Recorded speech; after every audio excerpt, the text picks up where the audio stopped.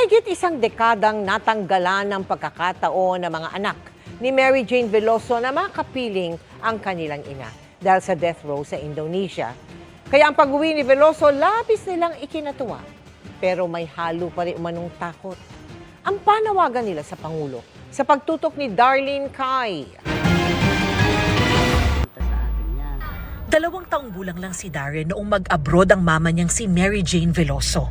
Ang dapat sana'y paraan ni Mary Jane para matulungan ang pamilya na uwi sa bangungot ng makulong at masintensyahan pa siya ng kamatayan sa Indonesia.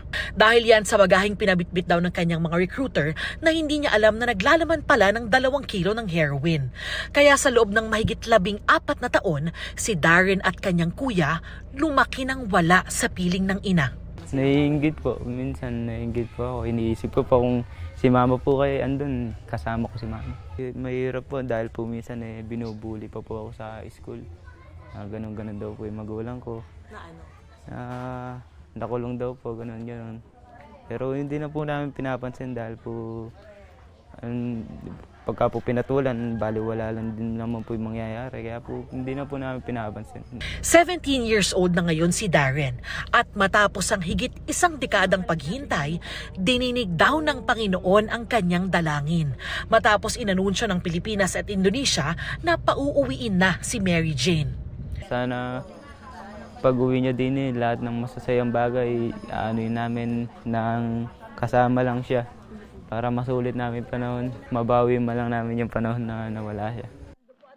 Wala ring pagsidla ng tuwang mga magulang ni Mary Jane, sina Tatay Cesar at Nanay Celia. Handa na nga ang kwarto ni Mary Jane dito sa bahay nila sa Nueva Ecija.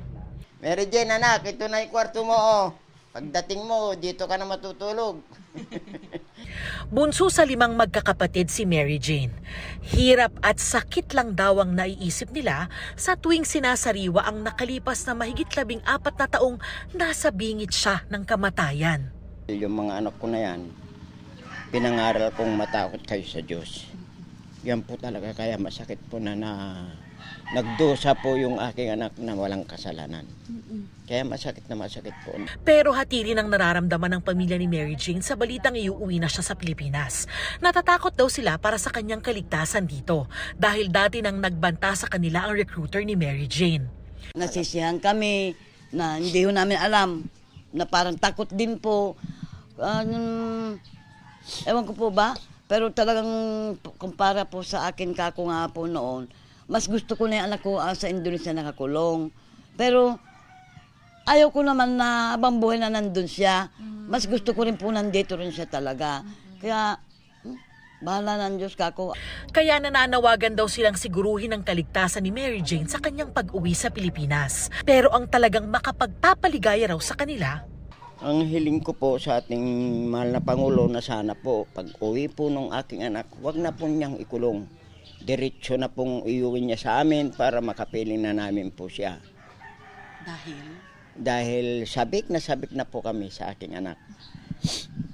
Talagang gusto ko na pong maakap talaga ng mahigpit. Sa tagal po na nagdusa siya sa Indonesia, sana po naman, diretso na po na iuwi nila yung aking anak dito. hindi pa raw nakakausap ng pamilya Veloso si Mary Jane tungkol sa bagong development sa kanyang kaso. Pero sa isang pahayag na binasa ng kanyang prison warden, sinabi ni Mary Jane na masayang-masaya siyang nabuksan ng pagkakataon na makauwi siya at makasama ang pamilya niya rito sa Pilipinas. Nagpapasalamat daw siya sa lahat ng tumutulong sa kanyang makabalik na dito sa kanyang bansa. Para sa GMA Integrated News, Darlene Cai, Nakatutok, 24 Oras.